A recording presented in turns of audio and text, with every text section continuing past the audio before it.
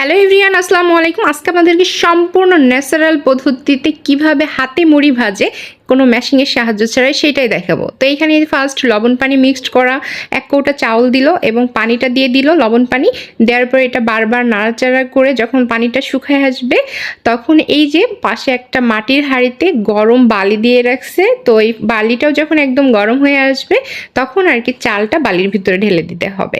বালিটাও বেশি একদম গরম হওয়া যাবে না, চালটাও বেশি ফুটে যাবে এরকম না।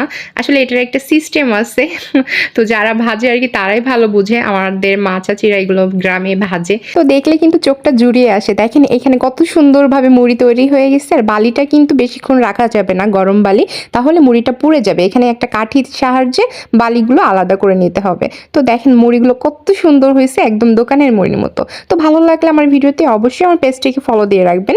আর এইখানে এই যে এখন হচ্ছে একটা কাপড়ের সাহায্যে বালিগুলো